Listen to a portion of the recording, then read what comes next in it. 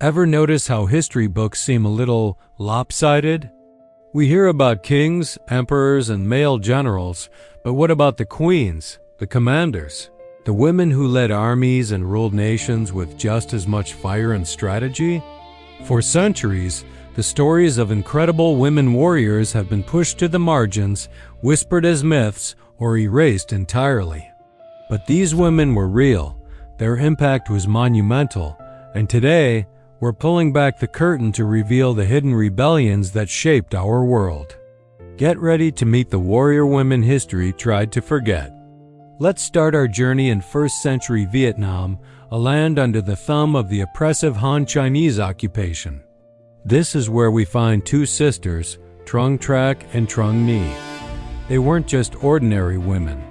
They were noble women, highly educated in literature and martial arts. But their lives were shattered when the tyrannical Chinese governor, Teo Din, executed Trung Trac's husband for daring to protest his harsh policies. Did Trung Trac crumble in grief? No. She ignited a revolution. Fueled by personal tragedy and a deep love for their people, the Trung sisters rallied the local lords and the common folk. They weren't just figureheads, they were commanders. Imagine the sight. Two women, riding war elephants, leading an army of 80,000 soldiers, many of whom were women themselves, inspired to fight for their freedom. They were so successful that they drove the Han forces out of Vietnam in 40 AD and reclaimed 65 citadels. Trung Trac was declared queen, and for 3 years they ruled a liberated Vietnam. The Han dynasty, embarrassed and furious at being defeated by two women, eventually sent a massive army to crush the rebellion. Outnumbered and facing inevitable defeat, the sisters chose to preserve their honor by taking their own lives rather than be captured. Though their reign was short, their legacy is eternal. In Vietnam, they aren't footnotes in history. They are national heroines, symbols of resistance and independence. Temples are dedicated to them, and their story is a testament to the fact that leadership and courage have no gender. Now, let's travel across the globe to 16th century West Africa, to the Hausa city-state of Zazzau in modern-day Nigeria. Here we meet Amina, a name that would become legendary. She was the granddaughter of the king, and from a young age, it was clear she was no ordinary princess. While other girls learned domestic duties, Amina was on the training grounds, honing her skills with a sword alongside the male warriors. She was a natural, a prodigy of warfare. When her brother became king, Amina was his top warrior, his leading commander. She had already earned the respect of the entire army. So, when her brother passed away, there was no question who should lead. Amina ascended to the throne as queen. But she wasn't a queen who sat on a throne and issued orders from a palace. Queen Amina was a warrior queen. For 34 years, she personally led her cavalry into battle. She was a brilliant military strategist, expanding the kingdom of Zazzau to its largest size in history. She conquered major cities like Kano and Katsina and forced them to pay tribute. Her goal wasn't just conquest. It was about securing trade routes and ensuring her kingdom's prosperity. She was so influential that she is credited with introducing the cultivation of kola nuts to the region and initiating the construction of the famous earthen walls that surrounded Hausa city's fortifications that are still known today as Amina's walls. Amina of Zazzau wasn't just a woman who fought. She was a ruler, an architect, a strategist who dominated her era and left a permanent mark on the landscape of West Africa. Let's shift our focus to Europe, to the cold, windswept shores of Ireland in the 16th century. This was the era of English expansion, a time when Queen Elizabeth I was determined to bring Ireland under her control. But one woman stood firmly in her way, Grace O'Malley, or in Gaelic, Grain Mahal. She was the chieftain of the O'Malley clan, a formidable seafaring family. When her father died, she didn't just inherit his title.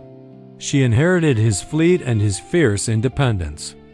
Grace became the pirate queen of Connaught. From her stronghold on Clare Island, she commanded a fleet of ships and an army of 200 men. She dominated the western coast of Ireland, taxing all ships that passed through her waters, whether they were Irish, Spanish, or English. If they didn't pay, she took their cargo by force. She was a thorn in the side of the English crown, a symbol of Irish defiance. She wasn't just a pirate. She was a political leader, a master of negotiation and naval warfare. She married for power and strategically forged alliances to protect her lands. The English governor, Sir Richard Bingham, was obsessed with capturing her. He imprisoned her sons and confiscated her lands.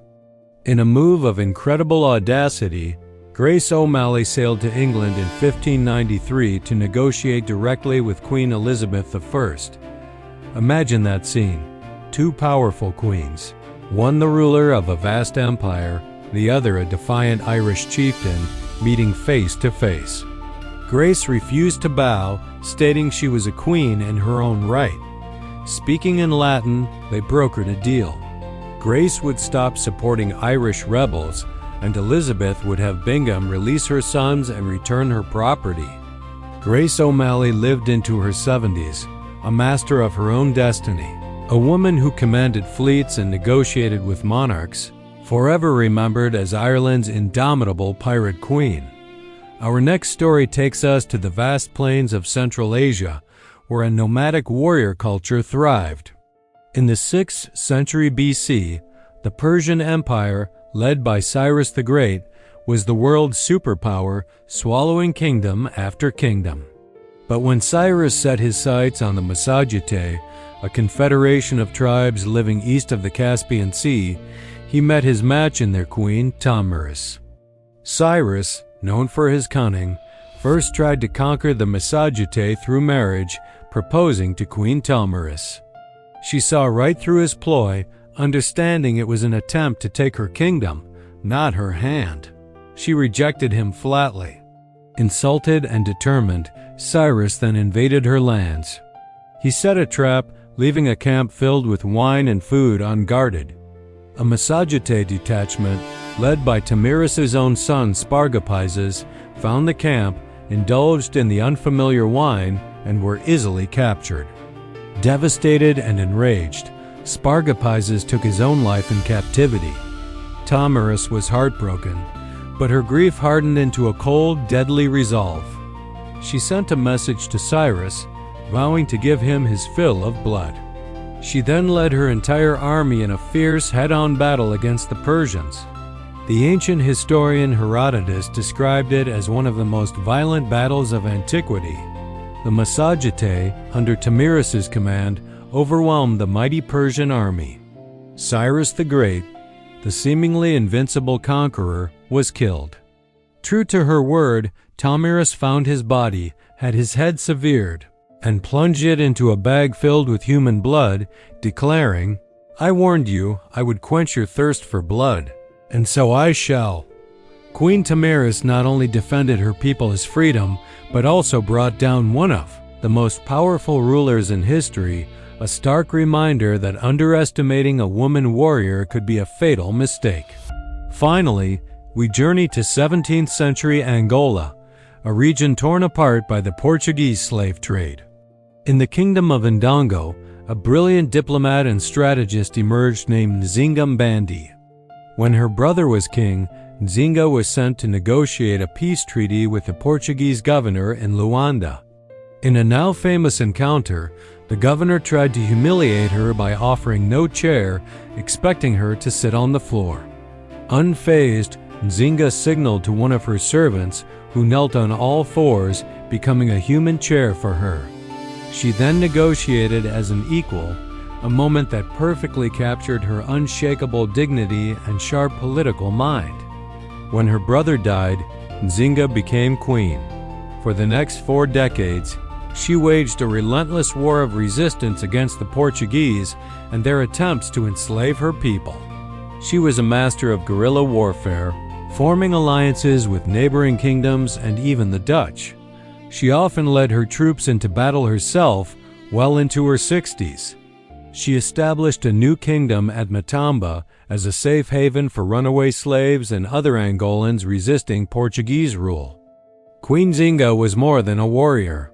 She was a symbol of anti-colonial resistance, a political genius who used every tool at her disposal: diplomacy, espionage, and warfare to fight for her people's survival and freedom. Her resistance significantly slowed the expansion of the Portuguese slave trade in Central Africa, and she remains a revered national hero in modern-day Angola. From the Trung sisters on their war elephants to Queen Zinga on her human throne, these women defied the expectations of their time. They were leaders, strategists, and protectors of their people. Their stories are not just interesting anecdotes. They are crucial parts of our shared human history. They prove that strength, leadership, and the will to fight for justice have always been universal human traits, not exclusive to one gender. By uncovering their stories, we don't just learn about the past. We reclaim a more complete, more accurate, and frankly, more inspiring version of it. The next time you think of a great historical warrior, I hope you'll remember Amina, Grace, Tamiris, and the countless other women who wielded power, led rebellions, and changed the world. Thanks so much for watching. If you found these stories as incredible as I do, make sure to hit that like button and subscribe for more hidden histories. Let me know in the comments which woman warrior from history inspires you the most. See you next time.